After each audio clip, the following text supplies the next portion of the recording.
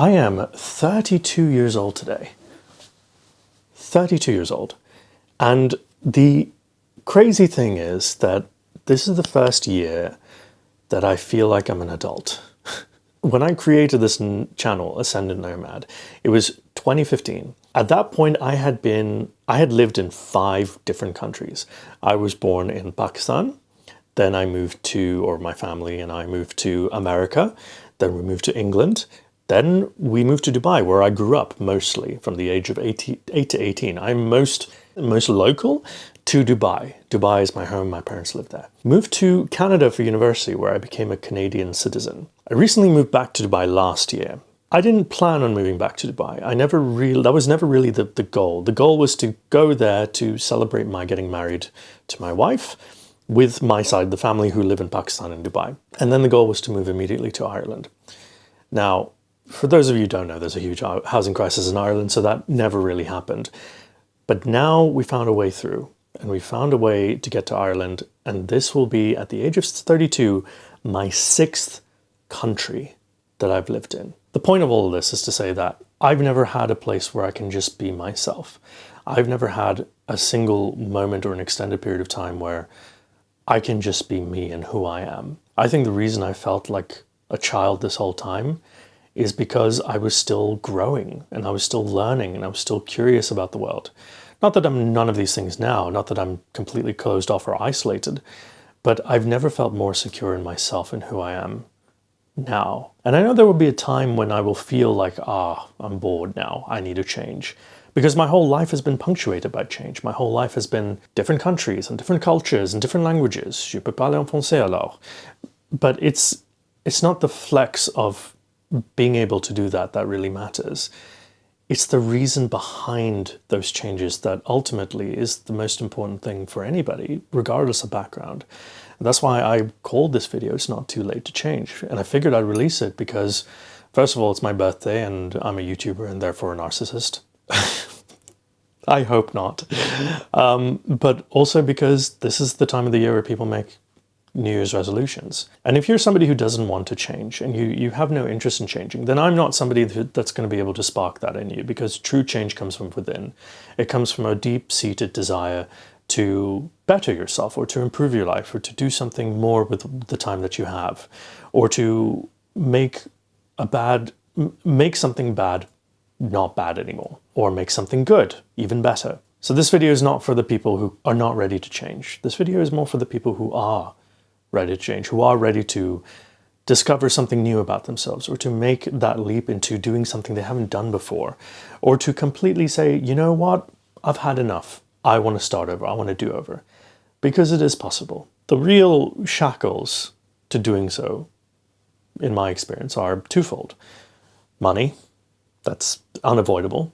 Change is expensive, no matter what you do. You want to get a 6-pack? That's a gym membership. That's supplements. That's protein powder. That's MyFitnessPal subscriptions or whatever, app subscription.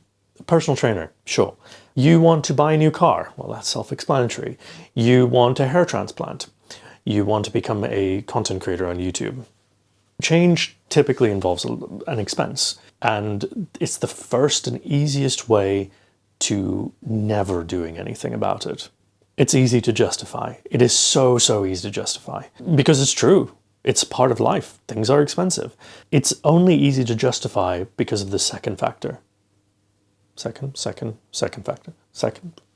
second factor, which is the personal hesitation. The personal hesitation is fundamentally deep-rooted in all of us. We are afraid of change. Human beings are conditioned to be afraid of what we don't know. And that is the most pervasive factor in all of this, because it motivates your perspective on whatever it is you want to do or however you want to change. It's the thing that holds you back the most before you can actually make the change that you really want to. I should be more careful with my tea. It's that attitudes. When you see something that doesn't quite fit into the box, or you think about something and it doesn't quite fit into the box, or if there's something that you want to do, but you're not quite sure how to make it fit into the box with the tools that you have, that's what really stops people from changing. That's the thing that really messes people up. You're not equipped to deal with it. You're not equipped mentally, physically, spiritually to deal with that. And that's the biggest hurdle for any change, aside from the monetary factor, because the monetary factor can change. The monetary factor is within everybody's control to change, some more than others, and different time scales and different, factors for different people, depending on your situation. But it is controllable at the end of the day. It's the hesitation that is the hardest thing to change. But one thing that really, really helped me whenever I'd done any sort of big country move, or I wanted to try new things, or I wanted to make a video like this where I'm not talking about destiny, when I'm going out of my comfort zone and I'm hoping that I've got enough of a following and enough people who actually care about what I have to say and who I am as a person.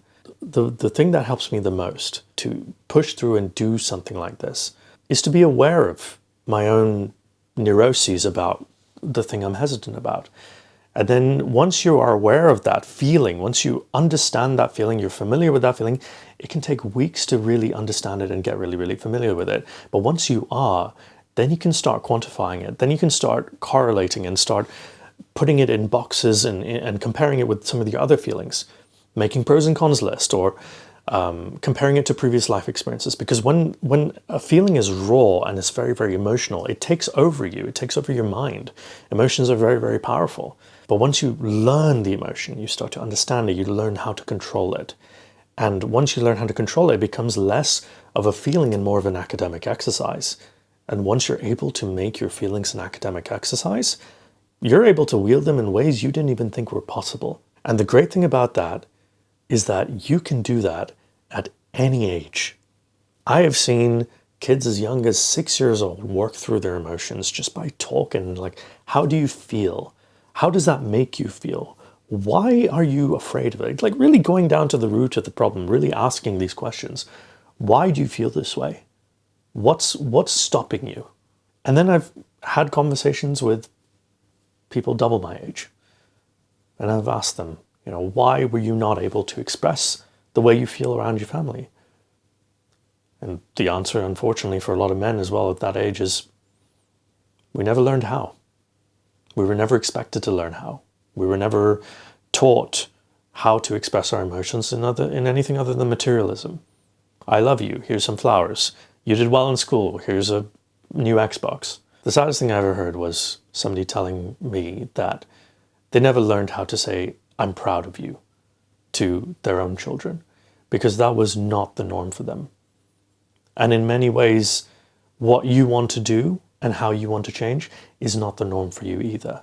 And it's because it's not norm, because it's not your norm, because it's not the norm that you're used to, you're going to feel that fear of doing something you're not used to. It's very natural. It's supposed to be there, but understand that that fear is there to protect you.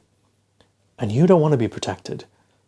You want to learn. And I'm not saying do this to jump off a cliff or anything like that. No. I'm talking mostly about the choices you're about to make, or the choices you want to make, that are going to make your life better. It's not going to be easy, but you have the power to do it.